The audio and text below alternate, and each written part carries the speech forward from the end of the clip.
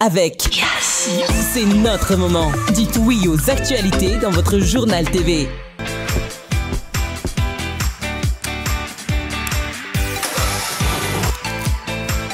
De beaux projets pour des budgets serrés.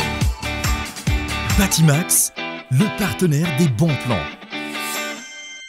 Batimax, la qualité au meilleur prix. Manulcianoni vovô.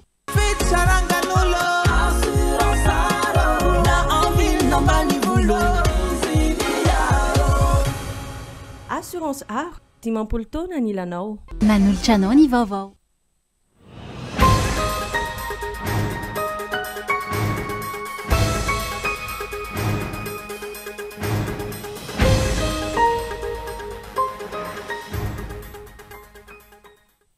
Manana anjara toerana lehibe eo anivon'ny fiarahamonina ny fiangonana. Tsy azo atao fitaovana politika nefa ny fiangonana ary tsy tompony ny fanjakana na mpanompony. Voafidy ho filohan'ny FJKM vaovao ny mpitandrina Nandria Mampianina Zaka hiasa mandritra ny efa-taona manaraka araka ny voka-pividianana tany Tolaniaro. Amin'ny herinandro indray ny fitondram-panjakana voandray an-tanana ny fanarenana ny tohodrano mamatsy ireo tanimbary eo Ambotrimanjaka, Ankadimanga, Fiombonana sy ny maro hafa. Tsy afa-miandry izany ireo mpamboly ka ireo komunina no manao tsipaipaika amin'izao fotoana izao. Ny talata 9 Aogositra ho avy izao no atao any Paris ny lanonana fampodiana ny Kabeso ny ampanjaka toera izay voatahiry any amin'ny Musée d'Homme any Frantsa. Tokony hajaina ny fomban-drazana sy tany isaky ny toerana ampodiana ny Kabeso ho ny mpandala fomba malagasy. Anvelany ny amafo ny fanafiana sy ny daroka bomba nataon'i Israel any Gazal taorian'ny fanambarana mpitondra teny tafika Israelianina miantso ny ampitsarana tsy misy atakandro araka izany ny firenena mikambana ny antsiprian'izay.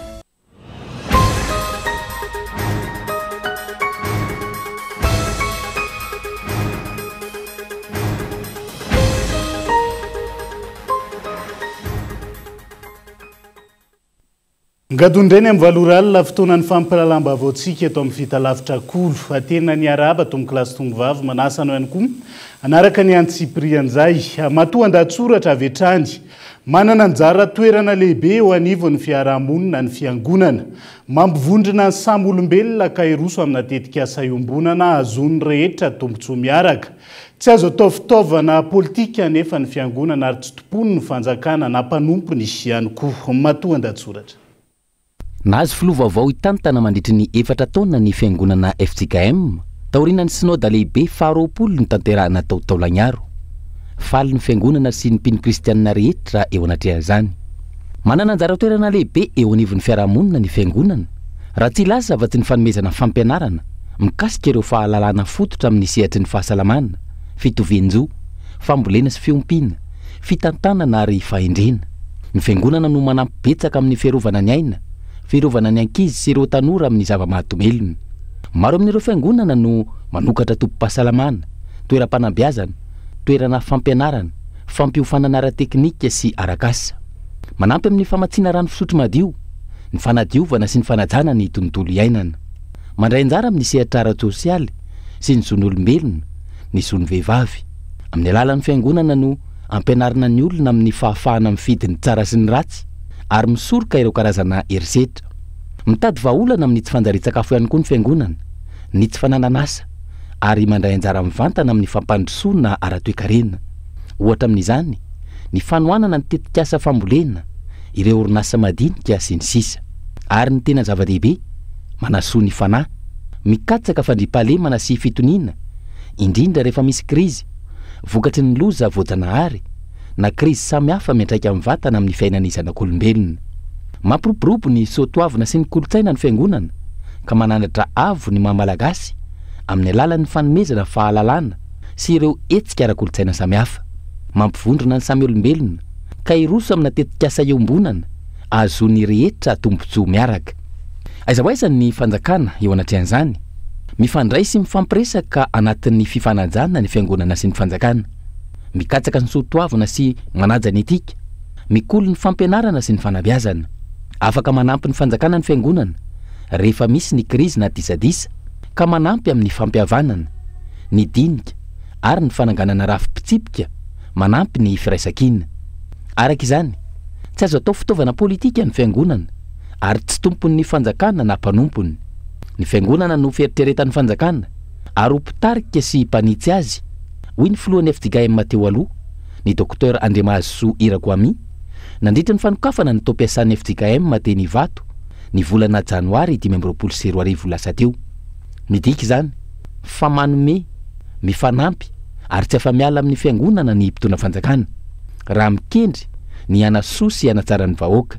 Fa ny riny rehetra ny aina ao anaty fiarahamonina milamina, afaka miasa sy miary anatsara ny farim-piainana. Azo antoka fa ho tanteraka izany raha samy mandray ny andraikitra tandrify azy ny tsirairay, mifanohana, mifampiaino sy mifanitsy. Izany hoe tokony hahay mandray izay fanitsiana tao amin'izay izay diso lalana ka izotra ny amin'ny lalan'ny fahamarinana.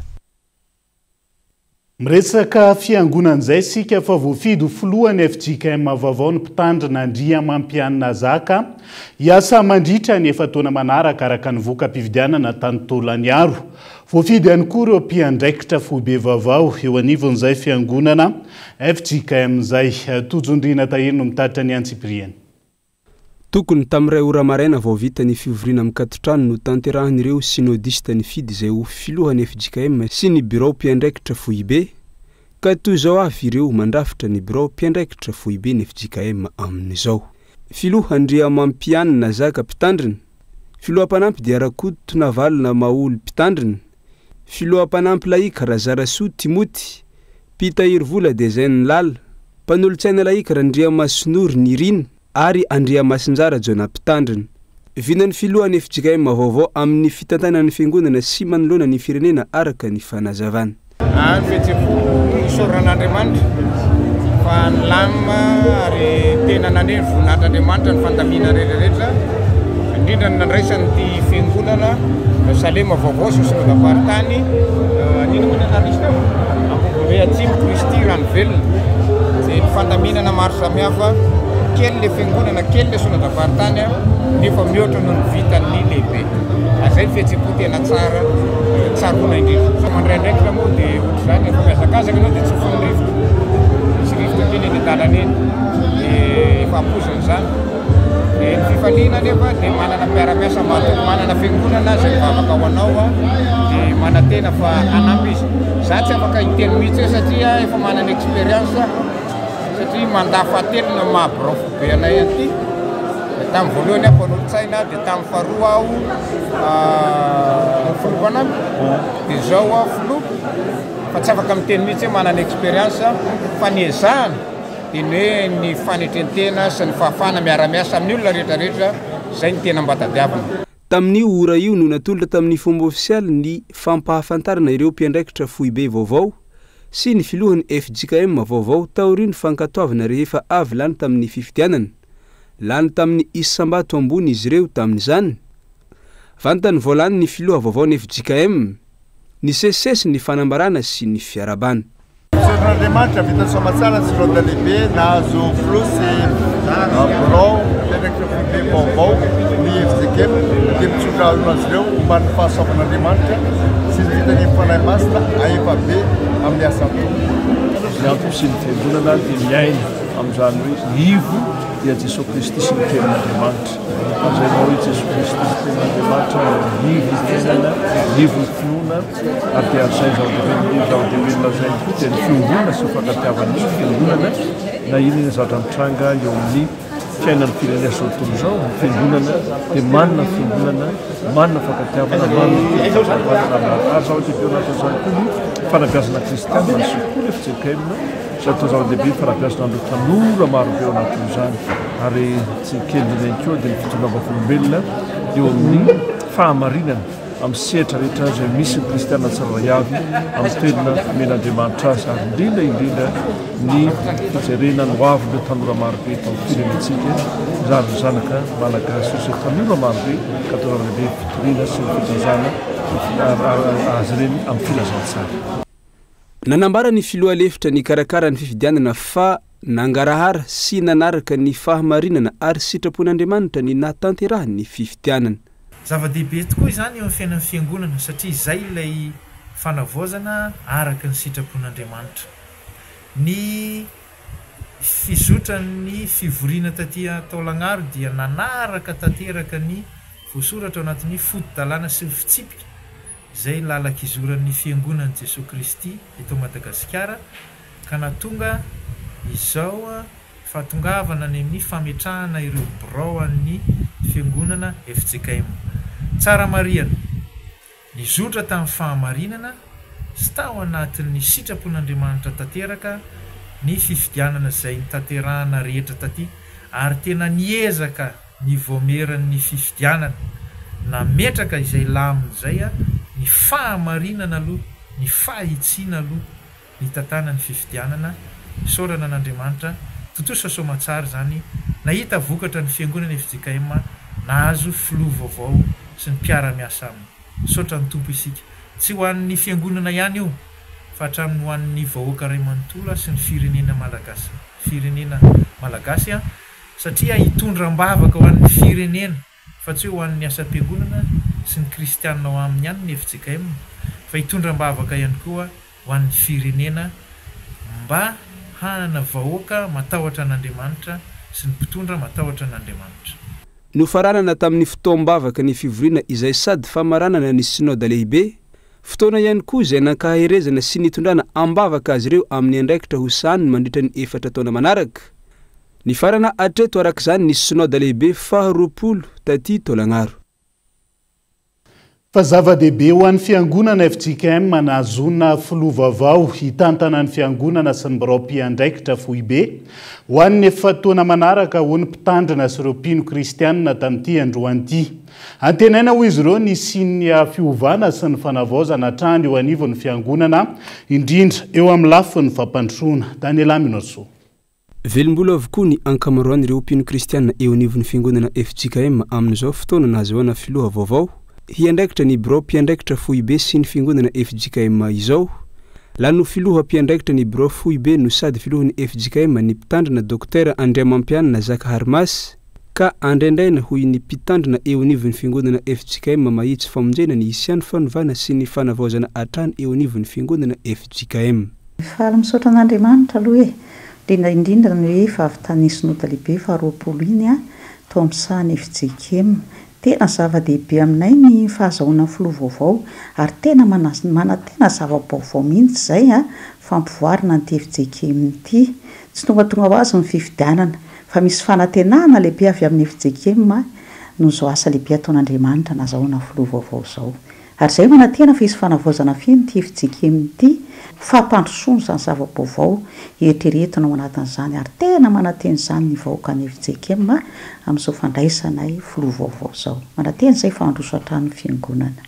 Ny afatra eo amin'ny filoha vaovao aloha dia makahery azy hatrany aloha izay aloha ny afatra voalohany makahery azy hatrany fa tsy mora io andraikitra izay noraisiny avy tamin'ny tompo ary ny afatra koa dia ny hoe manantena izay fa hitondra fampandrosoana izy ho an'ity FJKM ity dia mivavaka ho azy hatrany fiangonana. Ray aman-dreny ara-panahy antenaina hitantana ny fiangonana ho amin'ny tsaratsara kokoa hatrany fa ihany koa anaraka hatrany izay sitrapon'Andriamanitra ane ity filoha vaovao hitantana ny fiangonana FJKM ity hoy hatrany ireo mpino kristianina.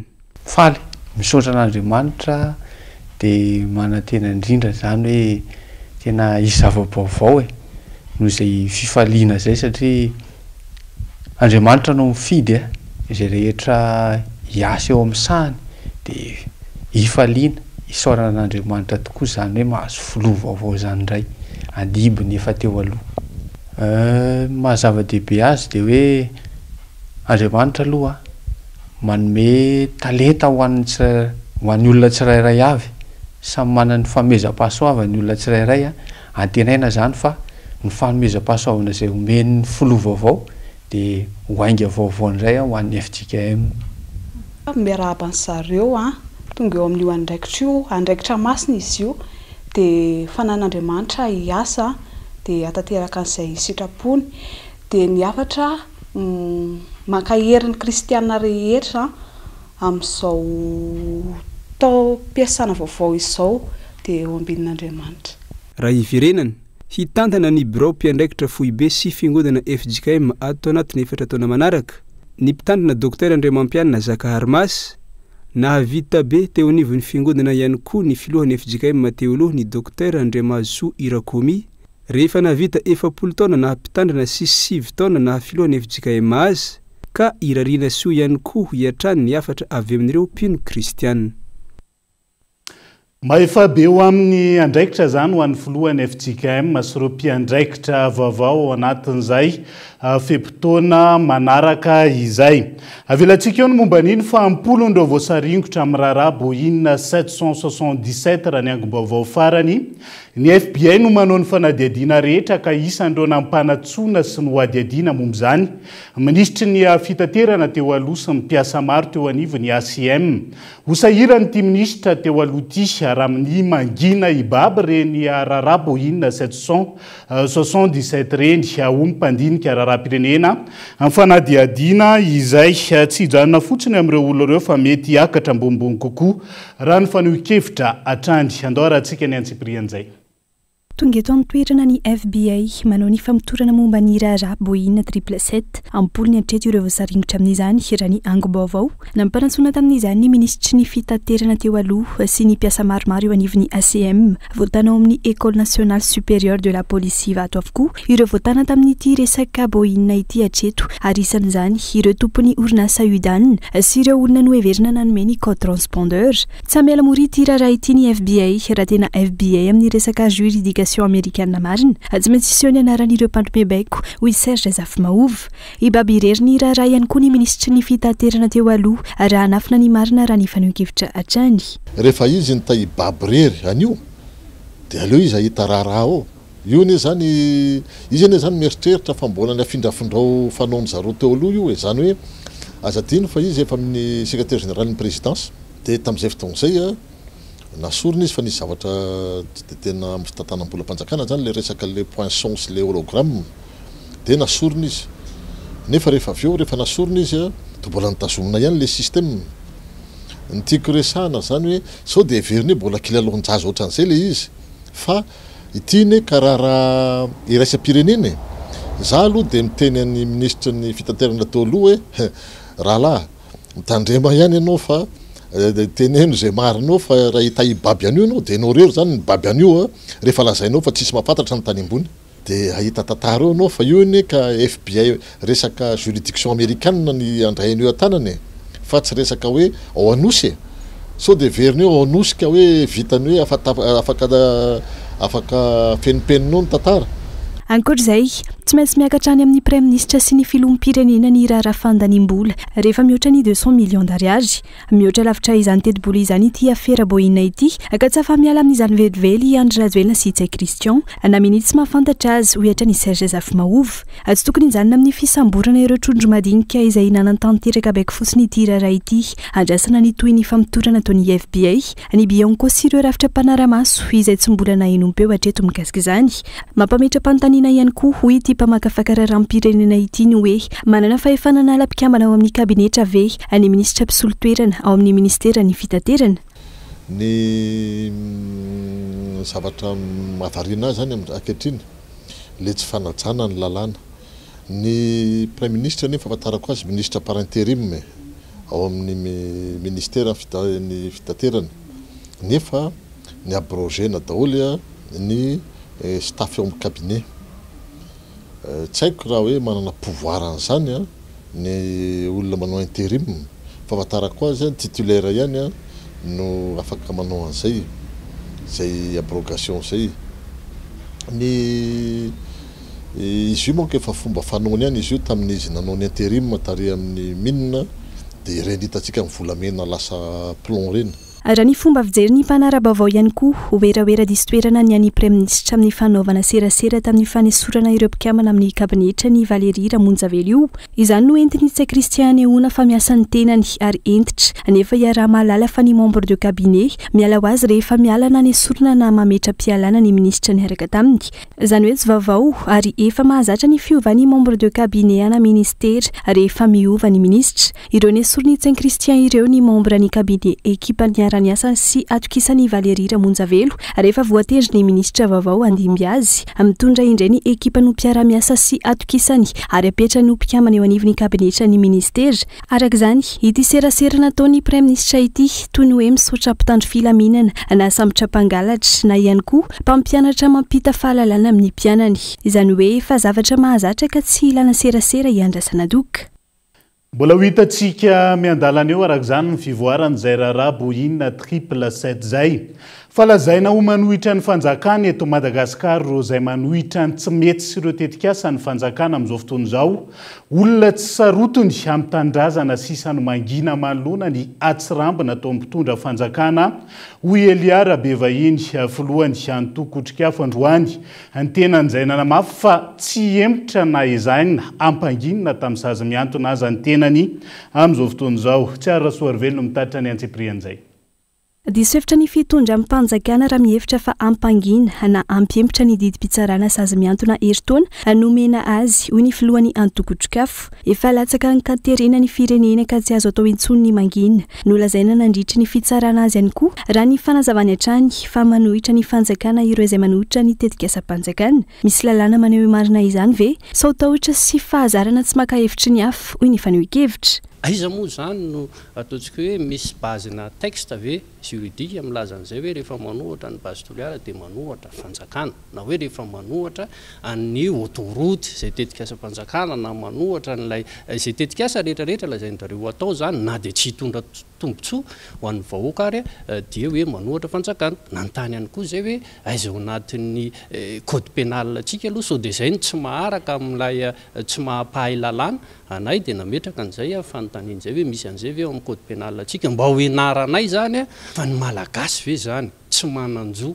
anao tsia na le hoe droit de dire non amin'ny teny vahiny manoloana na tetikasa anankiray tsy hitondra tombotsoa ho an'ny firenena. Tsy resaka base toliara ihany, base toliara ny resaka tany fa tsy base toliara ihany amin'izay zavatra mety tsy manjary rehetrarehetra eto amin'ny firenena dia mijoro foana aloha zay amin'ny fanoherana an'izany satria heverinay koa hoe zo entohan'ny lalàna no maneho hevitra zo arovan'ny lalàna ihany koa no mivezivezy. Rehefa manohatra ny fanjakana ve dia voatery tsy maintsy anangana hôpitaly ho an'ny tena manokana ihany koa satria lasa manahirana.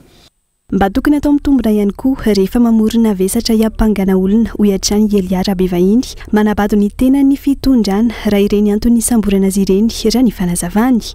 Anonga-panjakana ve zany Elia Rabevahiny sy Otrikafo dia ny mpianatry manday no vatsiana vola. Ahonga-panjakana ve ny mpianatry manday ohatrany mba manahirana ihany zany adevitra zany. Fijerinareo ny Otrikafo sy Elia Rabevahiny ve zany manambola no Andry Rajoelina na le mpitondra fanjakana dia afaka matsy ny mpiasan'ny Jirama eran'ny Madagasikara. Marina fa mitady vesatra nareo anenjehana anay fa mba misy zavatra ridicule ihany koa hoe mba midediava hevitra hafa zany anenjehana anay ohatra ny hitanao ihany na dia intelligence raha tsy anana n'ilay mpitondra fanjakana akory. Izy ange no manome baiko ny anivon'ny mpitandro ny filaminana, izy no manome baiko ny anivon'ny fitsarana hoe asiva an'ireto vesatra reto.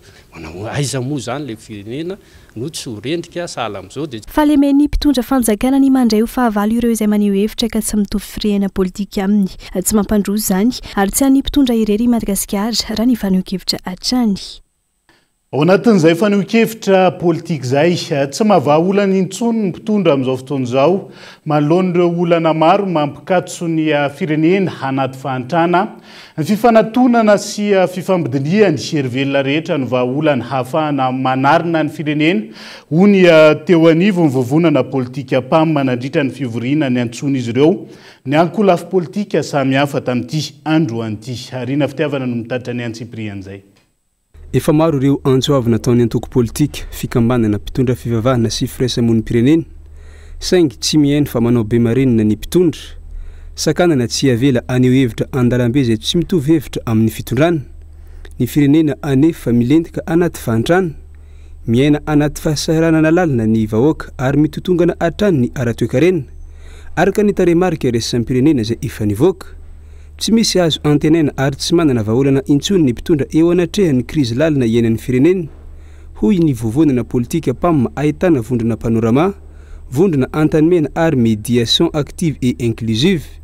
Tsy mety ny mitazam-poziny eo anatrehan'ny fahavoazana mianjady amin'ny vahoaka tsy azo ekena ihany koa ny amelana ny mpitondra tsy mahavaholana anjaka tokana amotika ny fireneny fa tsy maintsy mijoro isika ho izy ireo androany vaholana iray ihany ahafahana manarina ny firenena ny fifanantonana andatabatra boribory eo amin'ny hery velona rehetra ametrahana vaholana maharitra hoy ny mpamma androany ka tsika tsy milavolefina tsika tsy kivy e nzao zao tsika mbola anaty crise foana nininona trangany hoe maro no fanaovana andatabatra boribory a matoa zany mbola tsy tafita mbola tsy ao zany dia mbola tsy maintsy mitady vaholany tsika na tiatsika na sy tiatsika ary tsy maintsy mifampiresaka andatabatra boribory tsika zay zany tsy kivy fa mbola anantony zay na ny mpitondra fanjakana mbola anantony zay na ny mpanohatra sasany zay tsy mitovy hevitra aminay hoe andao fa tsy misy afa-tsio firesahana io ihany raha iady eto tsika ifamono efa nyseho daholo zany zavatra zany fa mbola miverina foana le crise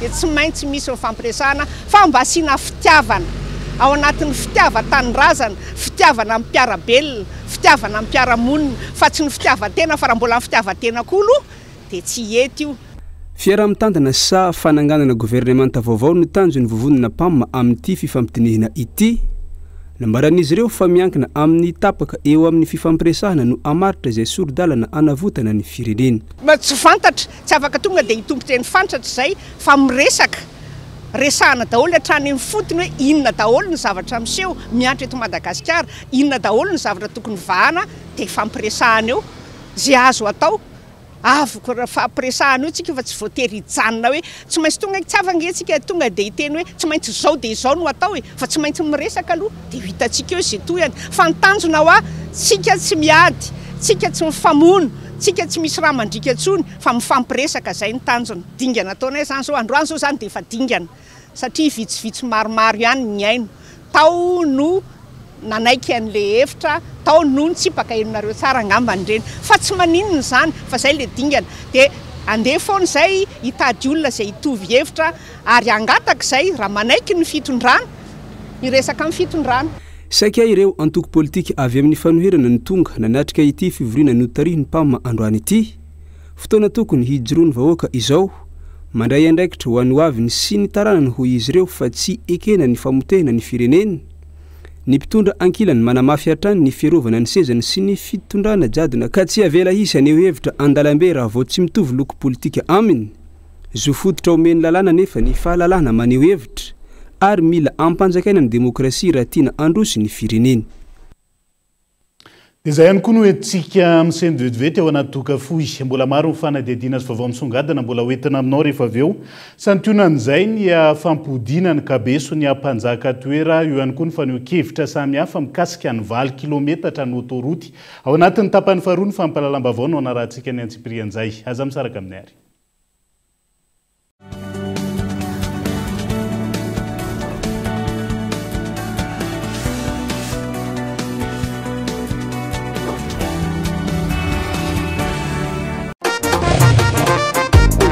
inona ny moto tena tsara sady matanjaka no maharitra afinaritra mitonga zay cross tsy matetena fa moraka zayne fenoma zay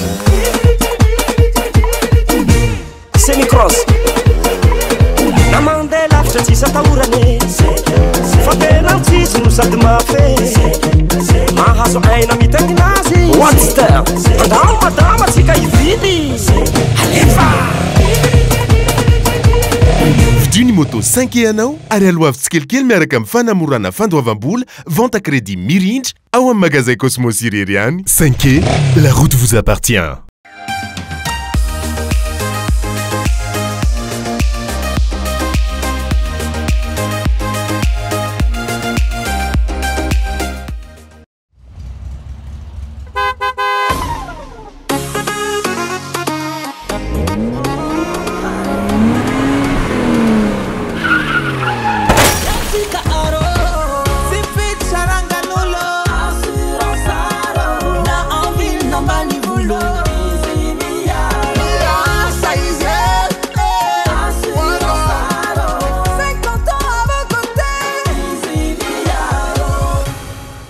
Assurance Art, dimampolo taona ny ilanao.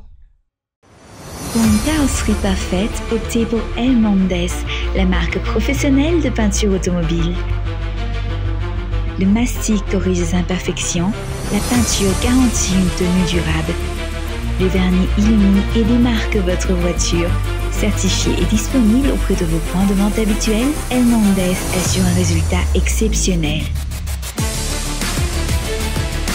Faites confiance à El Mondes.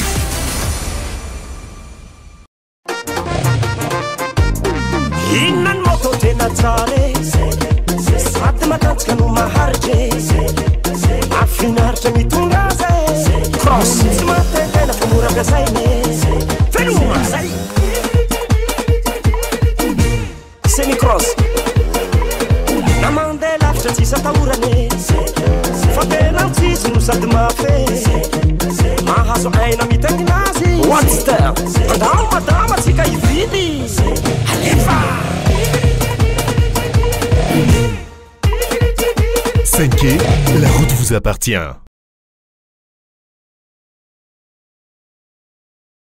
Prêt à libérer ton pouvoir?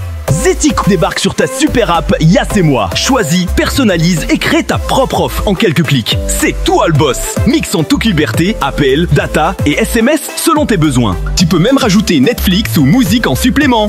Dis Yas au pouvoir du choix. Rends-toi sur ta super app Yas et moi.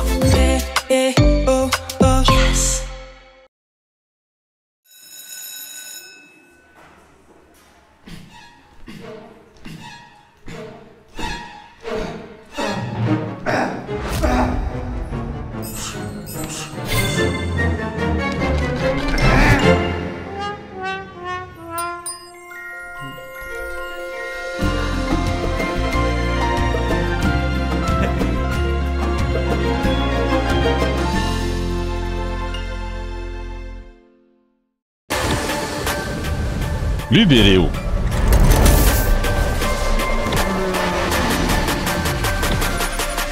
Menaka vilenta amin'ny vidiny sava be.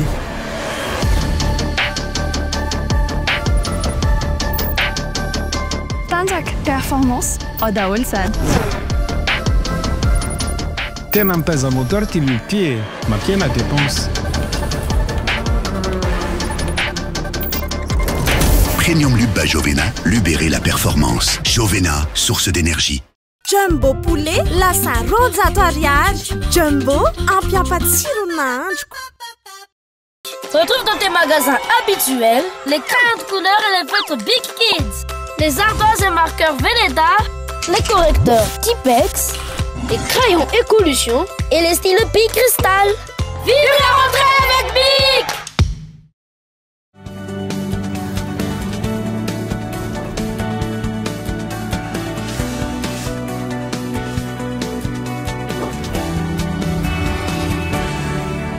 Anoizatsika ny tapany faharoa amin'ny fampalalambavao amin'ity ala ity. Tsy mbola lara-pamena amin'ny tamin'ny fahasamban'ny lalam-pirenena faharoa Antananarivo Toamasina. Ny firosoana tamin'ny fanamboarana ny ampandry lalam-be migodana 20 kilometatra hony antoko VST androany. Ankoatr'izay tsy mametraka amin'ny mangarary izay isan'ny singa mamaritra ny fanjakana tsara tantana ihany koa. Ampitondra amin'ny fanatanterahana tetikasa ny antoko VST izay miahany fisina fanodikodinam-bola tamin'ny fanamboarana ity autoroute ity. Andao arahantsika ny anjiprian'izay. Tsy mipetraka araka ny tokony ho izy ny mangarary mikasika ny fampiasana ny volam-bahoaka raha tsy ilaza afa-tsy ny vola ny fond routier izay alohan'ireo mpampiasa lalana hikojakojana sy hanamboarana ny lalam-pirenena. Potika tanteraka amin'izao fotoana ny ankamaroany ireo lalam-pirenena mampifandraina Antananarivo amin'ny faritra maro, ohatra kaiky ny lalam-pirenena faharoa. Saingy nahoana no tsy ampiasaina amin'ny fanamboarana izany ny vola ny fond routier na ny fera ho ny mpanao politika nanao ny heviny. Lalana RN2 moa zany raha ohatra neka nanao an'izany lalana lazaina lalambe migodana 20 kilometatra zany, maninona tsy nanao réflexion na raha le lalana nanao ny entretien lalana. Io moa zany zao dia misy fanodikodonam-bola ne ataon'ny mpitondra fanjakana mialatsiny fa ny fond d'entretien routier navadika fond routier fanodikodonany zany satria ny nandrotsahany usager azy na ny mpividy solika dia anaovana entretien na lalana fa tsy anamboarana lalana vaovao fa zao zany zao misy détournement ary détournement ohatrany hoe autorisé na nationalisé na tsy fantako tsony milaza azy fa dia vahodikotina le volany figojakojana ny lalana alaina amin'ny litatry ny solika amidy eto Madagasikara. Dia misy fanodikodolana satria lasa any amin'ny fanamboaran-dalana vaovao ndray zany ny fikojakojana lalana dia zany rehetrarehetra zany tena miteraka olana eo amin'ny fiainan'ny firenena. Araka izany, atao haingo-tanàna ve sa atao inona raha tsy amboarina ny lalam-pirenena faharoa? Ny fanamboarana ity lalam-pirenena ity izay tsy mampiraika ny mpitondra fanjakana akory. Hitantaratra izany amin'ny fihazakazana ny fanamboarana ilay autoroute Antananarivo Toamasina izay mbola 20 kilometatra ihany no vita telotaona aty aoriana. Ankilany, ankoatra ny volan'ny fera sy ny loharanom-bola ny sorobola mikasika ny fanamboarana ny autoroute, tsy mazava ary tsy tantaratra ihany koa ny mangarara mikasika ny fanamboarana ny teleferika. Ny fanamboarana ireo rehetra ireo izay avy amin'ny volam-bahoaka avokoa, saingy tsy nampahafantarina ny vahoaka ho hatrany ny fanazavana. Teleferika dia tsy fantatra tsony vola be tsy toko tsy foroana ny miasa ao iza ny orinasa nahazo azy avoainy marina ary manahoana ny fanaovana ny bie fanjakana ve manao ny bie sa privé fa raha fanjakana dia ny imprimerie izany manao azy fa tokony ny imprimerie nationale. Raha privé ny manao azy tokony soratreny ny orinasa izay nahazo ny tolotra. Dia zany rehetrarehetra zany tsisy mangarahara fa dia salobokomana avokoa. Zao zany moa tsy hoe faly nitsangana zany zavatra zany fa efa nihisoka teny ambony teny ny arendriny teleferika dia tsy fantatra tsony moa zany hoe makaiza sy makaiza izy tia efa fampitandremana daholo zany inge ny ilazana hoe efa miklignote menamena daholo tsisy zavatra mandeha amin'izay falehany intsony dia mbola Madagasikara tsy maintsy mandroso dia nrisy mbola mampamitra-panontaniana ny maro hatrany amin'izao fotoana ny hoe aiza marina ny mangarara mikasika ny fanatanterana ireo tetika sagoavana tsy mipaka amin'ny fiainam-bahoaka akory kanefa hiazakazany mpitondra fanjakana ankehitriny. Raha ny tokony ho izy izay marary ny vahoaka aloha no tokony masona izay vao manaraka ny rendrarendra. Mbola maro ihany koa ny fotodrafitrasa sy sehatra mila fanarenana goavana eto amintsika. Raha tsy laza afa-tsy ny sehatry ny fanabeazana, ny sehatry ny fahasalamana sy ny maro hafa. Resaka fotodrafitrasa izay hatrany amin'ny herintaona indray ny fitondram-panjakana voandray an-tanana amin'ny fanarenana ny tohadrano mamatsy ireo tanimbary eo amin'ny komuna Ambohitrimanjaka, Ankadimanga, Fiombonana, Ambohidrapeto sy ny sisa. Tsy afa-miandry izany ireo mpamboly ka ireo komuna no manao tsipaipaika anatratrarana 30 tapitrisa ariary ahafahana miantoka ny taopambolena amin'ity taona ity. Onona saina no mitatitra ny antsipirian'izay. Amin'ny taopambolembary 7 indray ny fitondram-panjakana vao iroso amin'ny fanarenana ny tohadrano izay mamatsy tanimbary efa 6 hektara ao amin'ny komuna Ambohitrimanjaka, Ankadimanga, Fiombonana ary Ambohidrapeto. Tsy vao izao nisy ny fampanantenana anamboarana sy anarenana ity tohadrano eto amin'ny sampanana miazona Ambohitrimanjaka ity. Ny vavaomana nefa tsy afa-miandry izay amin'ny taona ho avy izay ka nandray ny andraikiny toy izay nisy tao anatin'izay taona maro izay ireo komuna voakasika ahafahan'ireo mpamboly mivelona. Ny zavatra natao dia ny fanamboarana ny simba izay vokatry ny ranobe tamin'ny fahavaratra iny zany. Hatreto moa zany mbola ny komuna efatra izay nitononona teo ambony teo no tena manatanteraka ny asa ity. Dia fandaminana azy moa zany dia misy ireo olona amin'ireo komuna ireo no mandeha manao andeha asa zany. Dia ny komuna moa zany mazava ho azy no tompon'antoka amin'ny fifidianana ny akora izay anaovana an'ireto asa dia ny vato zany sy ny gabion. Raha ny totaliny zany dia eo amin'ny 30 tapitrisa ariary eo zany. Ny vokabary eo amin'ireo komuna ireo zany dia anisan'ny mampiova mihitsy ny vidim-bary eto Antananarivo rehefa tena miakatra somatsara ny vokatra. Ny komuna moa misy ny matanjaka, misy ny somary kelikely vovokaina dia arak'izay zany no namaritana ny asa teto. Dia izay moa no etsona foana zany ny fitondram-panjakana mba hiara-iasa aminay dia hoe ny amin'ny herintaona zany mety hoe efa mba tsy hiala vola intsony ny komuna raha ny resaka ny fanaovana fa dia efa hanao azy ny faritra Analamanga. Raha ny tety andro n'ity barazy ity araky ny lamina miaraka amin'ireo tompony andraikitra isan'ambaratongany ny volana septambra manontolo no sokafana ny rano eto ka tokony andrindra sy andamina arak'izay ireo mpamboly.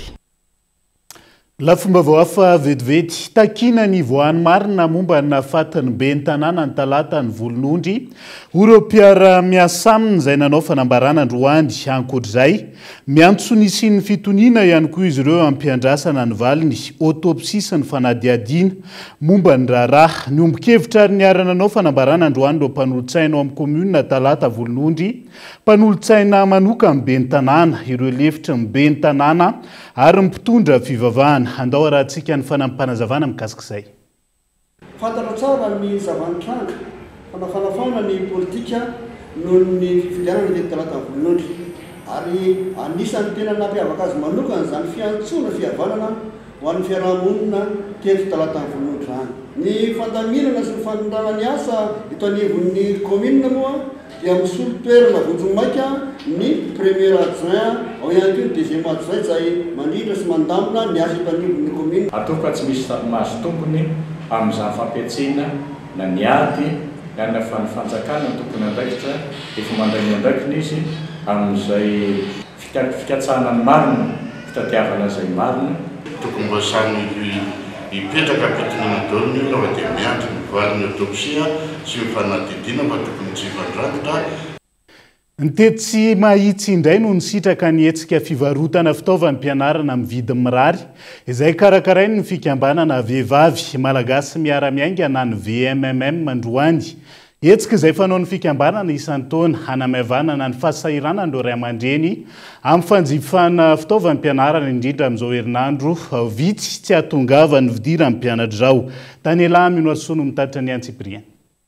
Tsy diso anjara fa isan'ny sitraka ny hetsika fivarotana fitaovam-pianarana amin'ny vidiny mirary izay karakarainy fikambanana VMMM na ny vehivavy malagasy miara-miainga ihany koa tamin'ity androany ity ny teny mahitsy. Ity hetsika ity izay tsy hivina fanatohana mevanana trano ny fahasahiranandreo ray aman-dreny mampiana-janaka indrindra amin'izao herinandro vitsy tsy hatongava ny vidira ny mpianatra izao. Amin'ny marem-pianakaviananay dia manana anjara biriky izahay manampy ireo rem-pianakaviana ohatranay satria izahay malala ny fahorian'ny ray aman-dreny satria tsy mora mampianatra zanaka amin'izao satria raha antsika malala ny fahasahiranana. Ny tanjona tsy natrarana izany dia mba ho fanalefahana ny fidiran'ny mpianatra dia anjara biriky eo entinay. Nisy fiantraikany satria raha antsika malala ny tenin'ilay olona rehetra teo dia tena manamaivana ny fampidiran'izy ireo sy ny vola mivoaka satria misy eto aminay daholo izay zavatra ilaina. Izany hoe tsy nanansarotra ny zareo izany nanangona ilay fitaovam-pianarana ho an'ny zanany. Ankilany, zava-dehibe hoy ireo ray aman-dreny mampiana-janaka ny fisian'ny hetsika fivarotana fitaovam-pianarana amin'ny vidiny mirary tahaka izao noho izy manamevana ny vola tokony ala amin'izy ireo indrindra manoloana ny fahasahiranana sy ny fiakaram-bidiny ireo fitaovam-pianarana ankehitriny hoy ireto iray mpianakaviana naneho ny heviny ireto. Enjana fidiran'ny mpianatra fa ny anay izao anaky telo any 5 sy ray hetsiny ny aloha dia zara ary misy an'ity fianam-bidy ity dia mitetina nareo ohatra naka ilay izy manampy be satria 7 sy ray alina ny kahier ray-pake amin'ny sampaso fa mivonona tamin'ny nanao boatin-drakitra dia efa io avy dia hitanay tamin'ny telengy aty hoe misy kahier mora dia izany nataoko ilay vadiko ilay vakina ilay boatin-drakitra dia andeha vidy ilay kahier dia efa nahazo. Faly be aloha zaho hoe nisy zavatra nandalo teo dia mora dia satria ny anahy ankizy anankitelo dia hitako hoe mora ilay izy dia nanararoatra nanakomplete an'ilay fitaovana. Nanampy be ilay hoe nisy fihenam-bidy raha oharina ny any an-tsena izy dia tena misy remise be. Raha tsy nisy ny hetsika dia nieritreretiko tamin'ireto izao hoe hovidiana tsikelikely isak'izay mandeha fa mba nisy moa ilay hetsika dia nezahako tonga dia natao complet daholo. Itoy any amin'ny commune Ankadinandriana, distrika Navaradrano ho an'ny Rampitso ity hetsika fivarotana fitaovam-pianarana amin'ny vidiny mirary izay karakarain'ny fikambanana vehivavy malagasy miara-miaingana ny VMMM ity. Ny fikambanana VMMM izay manampy hatrany ireo ray aman-dreny mampiana-janaka isan-taona amin'ny alalan'izao fivarotana fitaovam-pianarana amin'ny vidiny mirary izao. Araka nefa natsidika tao anaty lohatenim-baovao teo, ny talata 20 ny volana Aogositra ho avy izao no atao any Paris ny lanonana fampodina ny Kabeso ny ampanjaka toera izay voatahiry any amin'ny musée de l'homme amin'izao fotoana izao any Frantsa io. Nanamafy ny mpandala ny fomba malagasy ho anatrehan'izay fa tokony hajaina hatrany ny fomban-drazana sy ny fomba tany isaky ny toerana hampirodiana ny karandohan'ny mpanjaka toy izao hisorohana amin'ny fanitsakitsahana ny asany soatoavina isan'ny paritra Rina Fitiavana no mitaritra ny Antsiprian'izay. Raseka nataony fanjakana tamin'ny 2 aprily lasa teo ny fampodina ny kabesina mpanjaka toery mpanjaka Sakalava Menabe izay voatahiry eo amin'ny musée de l'homme ny Frantsa ny hemitra izany ary raha ny fantatra ho tanterana ny 20 aogositra ho avy izao ao Paris ny lanonana fampodina ny kabesiny mpanjaka toery. Ny ministry ny kolontsaina frantsay no anolotra izany amin'ny fomba ofisialy amin'ny ministry ny serasera sy ny kolontsaina malagasy. Ny raika amin'ny 30 aogositra ny kabesiny mpanjaka toery miaraka amin'ny miaramila roa niaraka taminy no entina hiazo an'Antananarivo mialohany hitondrana azy any Menabe. Tafiditra ao anatin'ny vakoka ny taolambalo ny mpanjaka na ny kabesiny mpanjakana ka misy ny fombafomba tsy maintsy arahana amin'ny fampodiana azy ireny ho ny mpandalina ny fomba malagasy. Tokony hajaina araka izany ny fomba andrazana sy ny fomba tany mampiavaka ny faritra sy ny foko tsirairay mba tsy hanitsakitsahana ny kolontsaina sy ny soatoavina any amin'ny toerana misy azy. Mahasarotin'ny foko rehetra ny fombany ary zay mahatonga le fady tany zay mahatonga le fady ndrazana samana ny fady andretrarehetra fa kosa rehefa tonga ny fomba mampanao tahaka ny fampidina ny kabesiny mpanjaka toera io zay any amin'ny faritra Sakalava misy anazy faritra Melaka dia manana didy araka izany ny rehetra anaja ny fomba tany dia tsy maintsy ampifandrindrana araka izay fomba tany zay ny fandaminana rehetrarehetra mba tsy isian'ny fanafitonana na ihany koa sanatria vavaladiny lela fikomina ataon'ny tompo-tany sy ny tompon'ny fomba zay no antony itomana ny rehetra andalana zany fomban-drazana zany anaja mifady tany ary indrindrindrindra ifamme hasina. Anjarany mpitondra no miandraikitra ny fampodiana ireny karandony mpanjaka ireny saingy tsy tokony hanapa-kevitra samy irery fa ilaina hatrany fakana ny hevitry ny ray aman-dreny misy ny fokony aviny amma vakoka amma ara-pomban-drazana ny zavatra rehetrarehetra atao dia tsara foana ary tokony ny mpandalan'ny fomban-drazana no mandahatra ny fandaminana rehetra dia ny mpitondra fanjakana no mandrindra an'izay arakaraka zay mampety anazy. Izany hoe tazomina ilay fototra mahagazy atsika fa kosa ny fanjakana amin'ny mampitondra fanjakana anazy dia miezaka mandamina ny arak'izay tokony ho izy isiany lamina sy fandaminana mba handrindrana an'izay ara-pomban-drazana sy ara-panjakana izay. Tsy aivina, tsy nisy ny fakana ny hevitry ny olombe sy ny ray aman-dreny tany amin'ny faritra Menabe nataony fitondram-panjakana tamin'ny fampodiana ity kabesina mpanjaka toery ity. Antony nahatonga ireo ray aman-dreny tany an-toerana nitsangana tsy nanaiky ilay daty ny 12 aprily saika ampodiana azy voalohany noho ny tsy fanajana ireo fomba tany sy fady tany an-toerana. Ny fisasehoana no mahamaika ity fitondrana ity amin'ny fampodiana ny voka-pirenena tahaka izao ka lasa very asina sy tsy asiana dikan'ireo ray aman-dreny be ny fomba tany isampa. Pejany fanatanjahantena no anohizantsika ny fampalalam-baovao amin'ity ala ity. Maro tamin'ireo mpandray anjara no nitsoaka andaharana nandritra ny fifaninanana manambory moto tao amin'ny torapasika village touristique Mahajanga no ny faharetany fiampitoana ny fananana izay naharitra oratelo mahery sy ny hafanana migaingaina ihany koa. Ny anoko atao anatin'ny fahafinaretana tanteraka ny mponiny Mahajanga nandritra zay fifaninanan'izay Christian Andriamihery Kolo Mahajanga.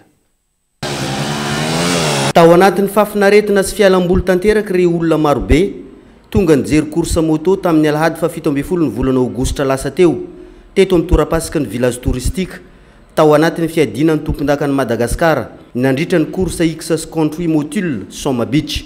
Ankoatra ny fahatombanan'ny moto tena ilaina ho ireo mpanamory ny fahavononam-batana saina eo amin'ny fifaninanana ity mba hatontosana hatramin'ny farana ny dingana rehetra izay tsy maintsy ho atao. Je trouve que c'est vraiment pas facile. Premièrement, c'est une course qui est très demandante physiquement, que ce soit le cardio ou au niveau des muscles, les jambes, les abdos, les bras. Et puis surtout, les compétiteurs qui sont contre moi, on est quand même 10 à avoir presque le même niveau. J'ai su faire la différence malgré un mauvais départ. J'ai pas fait de chute, j'ai minimisé les erreurs et j'ai roulé au max que je pouvais comme d'habitude. Comme l'année dernière et l'année précédente, quand j'ai fait cette course, j'ai adoré. J'adore le sable. Je roule pas pendant 8 mois de l'année parce que je vis à Londres, donc c'est toujours très difficile pour moi de revenir dans le bain.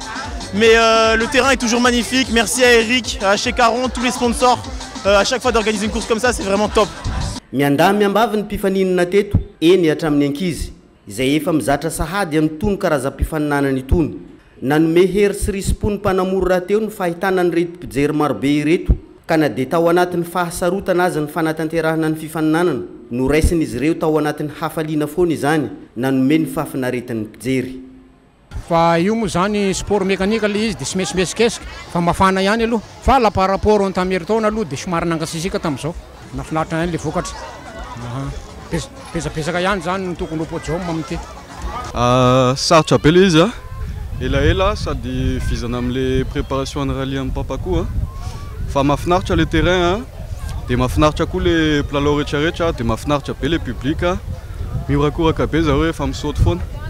Za koa moa manao vacances aty foana dia mba hiezaka ampifaly an'le mazange rehetrarehetra moa. Nahitana mpifaninana toanan'ny orinasa Cool TV FM nandray anjara nandritra n'ity fifaninanana ity izay tsy nisy nitsokan-daharana fa samy nahavita hatramin'ny farany ny korsa natao.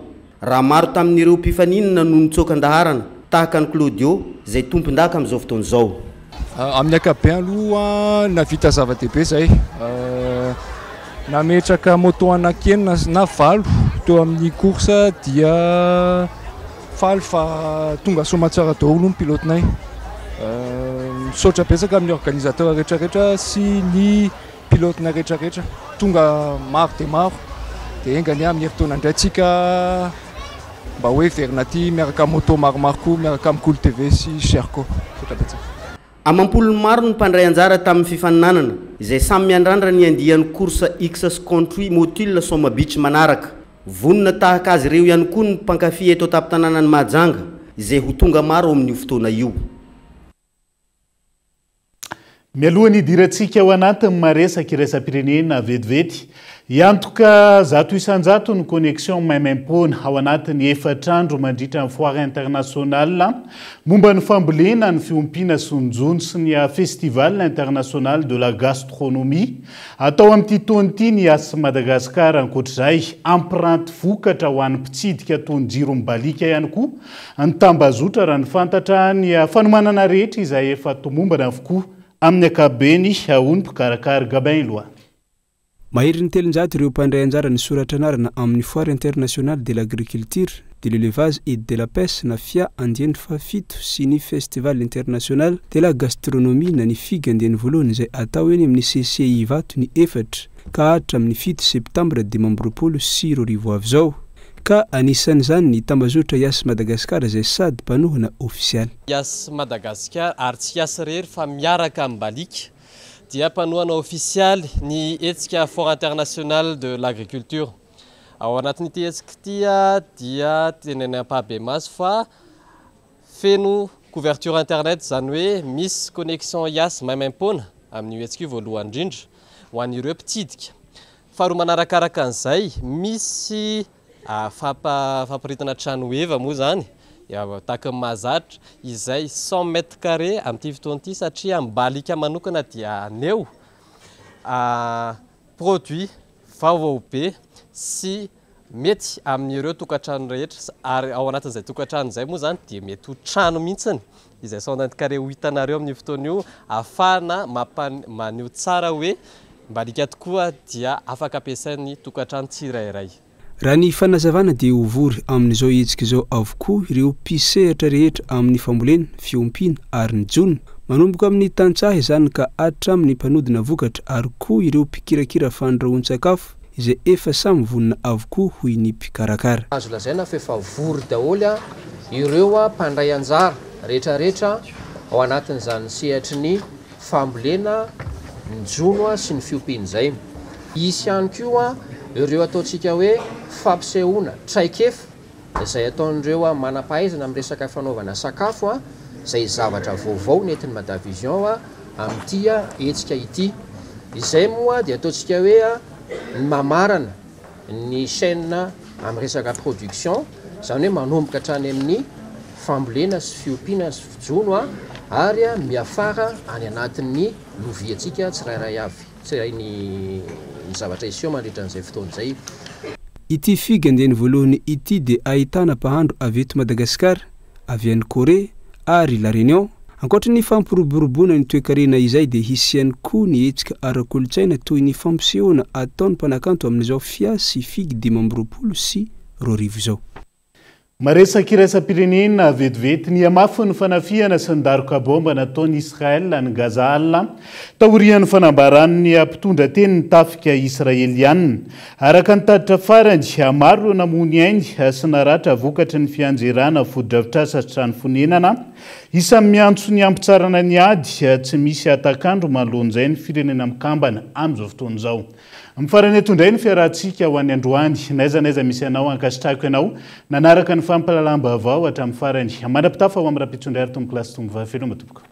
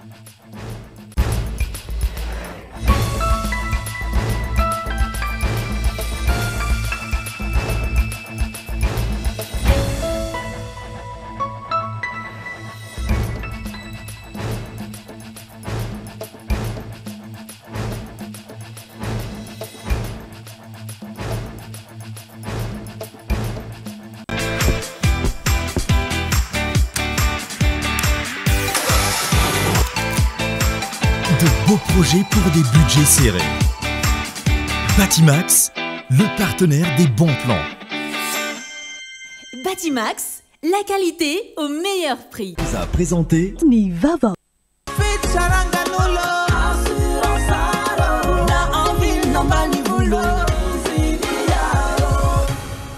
Assurance Art, Timampolto Nanilanao. Vous a présenté Nivava. Avec c'est notre moment. Dites oui aux actualités dans votre journal TV.